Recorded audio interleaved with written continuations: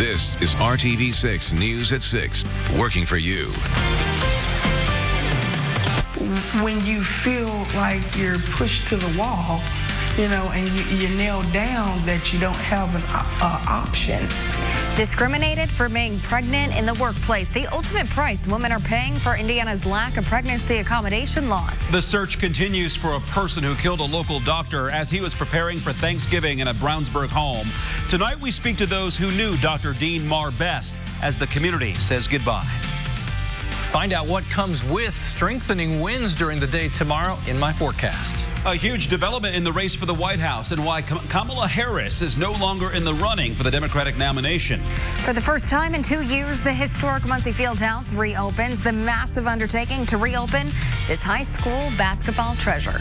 Good evening to you. At 6 o'clock, I'm Mark Mullins. And I'm Amanda Stern. Tino. Women in the workplace are losing pregnancies after employers deny their requests for light duty. Call 6 Investigates Stephanie Wade has been reporting on Indiana's poor infant and maternal mortality rates and uncovering why we are losing so many moms and babies. As she finds out bosses failing to follow doctors' orders are putting pregnant women and unborn children at risk. It's really hard to have to go back every day and face this guy that just had no compassion at all. Pregnant, feeling overworked and alone. And I'm thinking to myself, why do I keep coming back? Why would I keep coming back? But I felt like I had no choice. Tuwanai McClellan was working at a restaurant where, despite having a doctor's note saying she was to be on light duty, having a high-risk pregnancy, her manager still required her to do strenuous work. There were huge boxes, about 60-pound boxes, that I would have to lift up from the freezer. Needing the money and worried, if I left, I might go somewhere else and the same thing might happen. She kept working. Eventually, I lost my child. And, it hurt so bad. And I still had to go back in that place after the fact that I lost my child. And look at this guy in his face. McClellan had a miscarriage. What is the employer required to do? They're not necessarily required to do anything. According to the Indiana Institute for Working Families, 27 states have pregnancy discrimination laws. We are not one of them. Under current Indiana law, an employer must provide accommodations if 1, a woman develops a condition that falls under the Disabilities Act, and 2, she can prove the employer provided similar accommodations for an employee in the past. We know there is a connection between physically demanding work and preterm birth, which is the leading cause of infant mortality in Indiana. Somebody needs to do something. Working for you, Stephanie Wade, RTV6.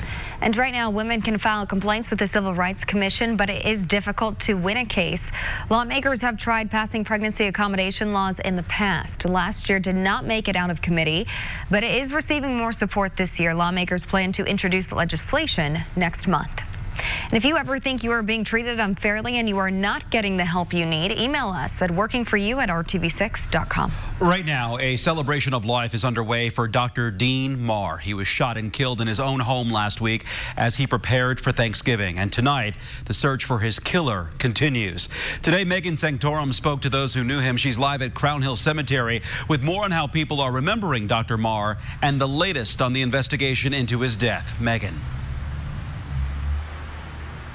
Yeah, well, those closest to him say this is a huge loss, not only for his friends and family, but his colleagues and his patients as well.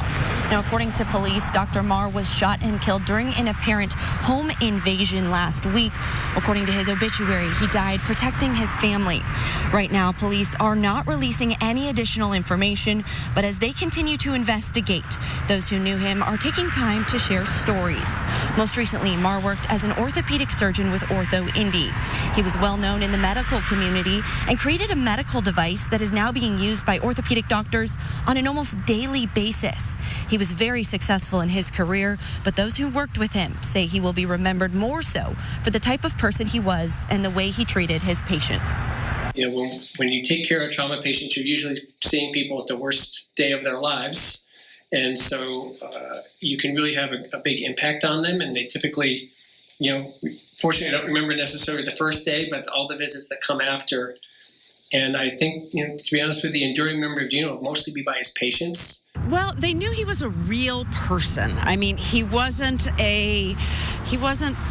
like an arrogant soul. He was just a real human being. He was just one of the guys. Whoever did this, he would have given you what you needed. You didn't have to take it. He was a giving person. Dr. Marr's celebration of life goes until 8 o'clock tonight. Reporting live, Megan Sanctorum, RTV6. Right now, it's a calm and cool night in central Indiana. We actually have pretty seasonable temperatures, and the skies cleared as the sun set. Yeah, Chief Meteorologist Kevin Gregory joining us now. So, Kevin, what's on tap for tomorrow? Hip, hip. Hooray! Yeah, finally got some sunshine. It took a while. It was late in the day, but I think we start with the sunshine tomorrow. That's a good way to start your Wednesday. More sunshine is ahead. That's one of my headlines. The wind will change tomorrow. That will be one of the biggest changes. We'll add a few degrees, but with the wind gusting to 30 miles per hour, that'll take the edge off of that. There are more changes to talk about for the weekend. Right now, we're down 4 degrees from the afternoon high. We did hit 50 in Indianapolis. Temperatures were hit 40 today. Temperatures were above 40 degrees from Terre Haute to Bloomington. In the eastern portion of the state, you had a few flurries within the last hour. You too will see the skies clear. The core of the cold air is going to be pushed out of the Midwest and Great Lakes because of a strong southwest wind.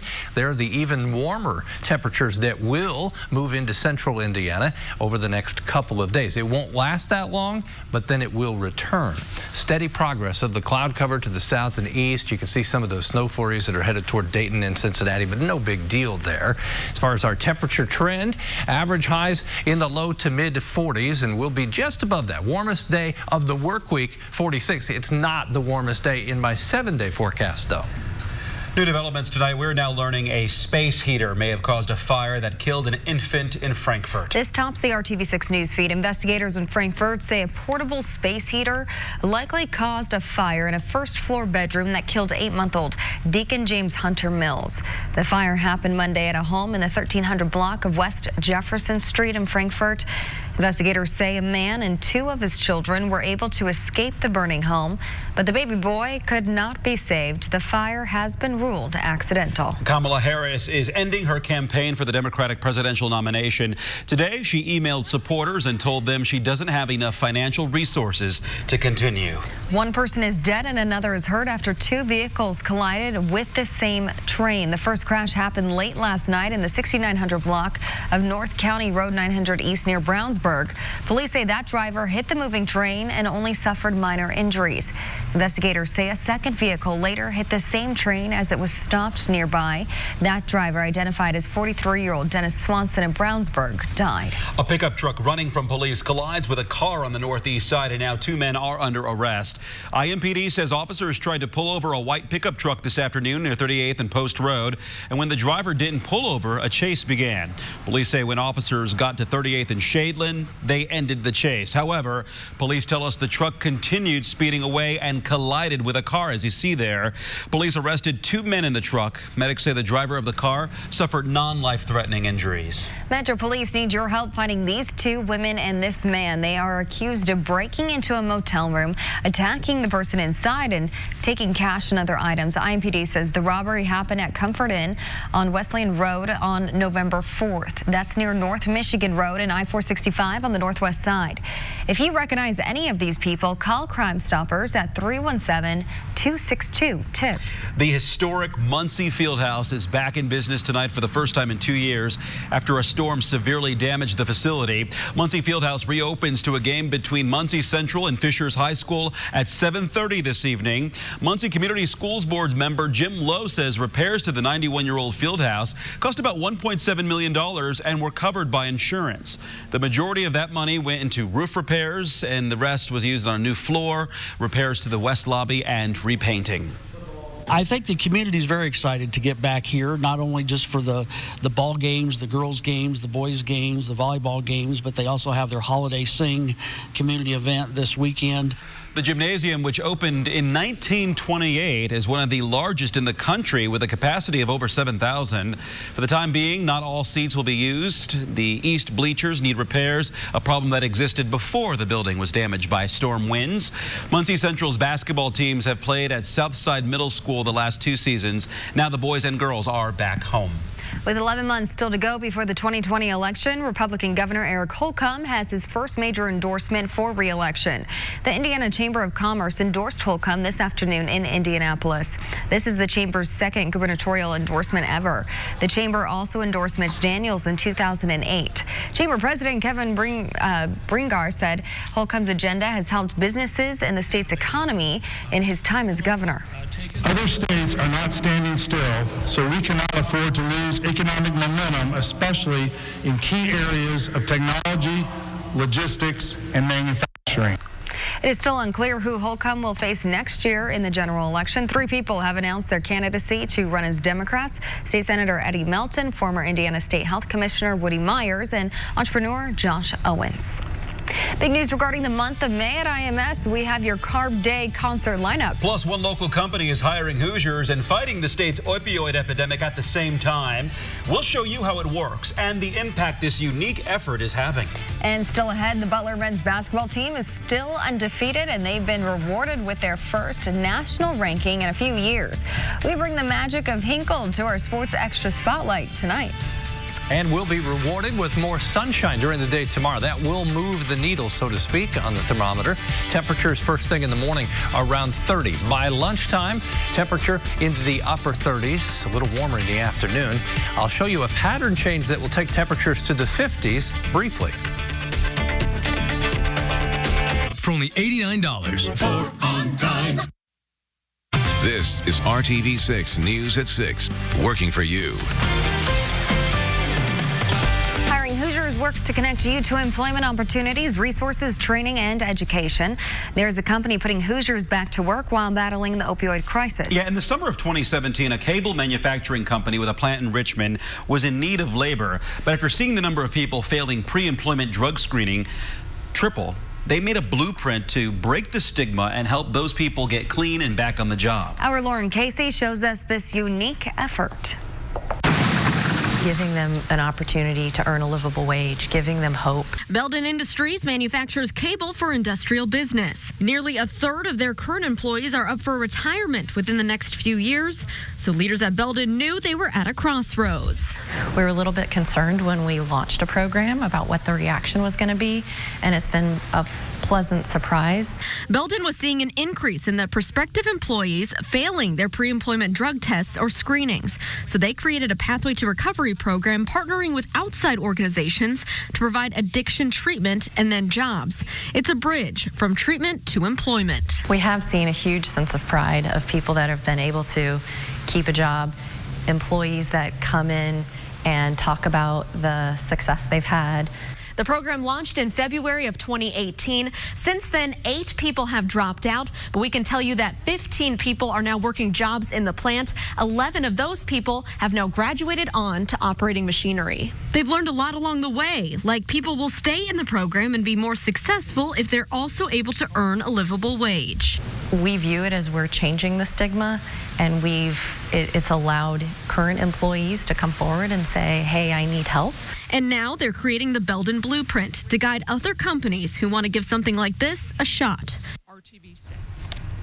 Not only is this Pathway program at Belden getting recognition around the state, in the past they also welcomed the Second Lady Karen Pence and some of the senior staff members within the White House to get a firsthand look at the program. Belden was also nominated and a finalist for a U.S. Chamber Award for this program. And every day we get new posts from local employers looking for someone like you to apply for their jobs, and they're all coming in on our Hiring Hoosiers Facebook page. Just type Hiring Hoosiers in your Facebook search bar and connect with us for all these great positions. It may be only December, but this story will get you thinking about the month of May at Indianapolis Motor Speedway. Today, IMS announced 2 legendary classic rock bands will headline the Carb Day concert. REO Speedwagon and Styx will be on the big stage May 22nd of next year, just ahead of the 104th running of the Indianapolis 500. Tickets are already on sale online and at the IMS box office. I'll be there. You know why? I've got too much time on my hands. Get it? Time on my hands. Yeah. All right, I just want to show you what can happen during the month of December, the extremes. The all-time coldest temperature, 23 below. The warmest ever in December, 74, and we'll fit in between there nicely for the next 7 days. No real extremes in our forecast, but I did want to jump to Monday for a second. The jet stream, which controls weather systems and also the origin of the air mass, where our air is coming from, obviously has a profound impact on our temperatures. We will shut off Canada for a little bit, grab hold of some warmer temperatures, and that'll send us briefly into the 50s. That's what I mean by briefly. We'll be close Sunday and Monday, should be just a little above it, and then the bottom falls out as we head back into the 30s on the Tuesday. Monument Circle, everything going round and round. We'll be there on Thursday for the Six Shines on Toy Drive. It will be a dry day and comfortable. I'd put today in the comfortable category. Wind wasn't too bad, temperature right at 40. We're still in the 30s, 36 in Evansville, Edinburgh right now at 38 degrees. Statewide, temperatures all in the 30s. Coolest Fort Wayne at 33. The warmest, one exception there to the 30s, Evansville at 42. Green light. Hopefully you get every green light on your way into work tomorrow. Temperature 32 with partly sunny skies. As we go into the afternoon, the wind will increase, gusting well over 20 miles per hour, 43 will be the afternoon high temperature as we go through the day tomorrow. Typically, we'd show you our TrueCast to show you timing and location for rain or any other weather event. In this case, I just want to roll out the clock so you can see the gray of the cloud cover, primarily over in the Buckeye State. For us, we'll respond to the sunshine. The wind kicks up, gusting at times to 30 miles per hour as we get into the afternoon and evening hours. There are some of the peak gusts by 5 o'clock.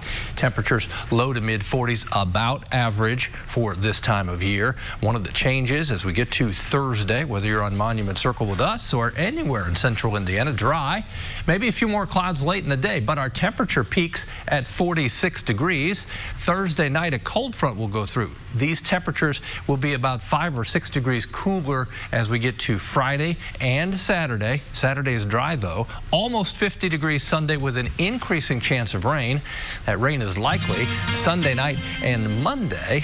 Temperatures after Monday's 51-degree high fall back into the 30s. Oh, they plummet on Tuesday. Yeah, they sure did. Enjoy it while you can. Yeah.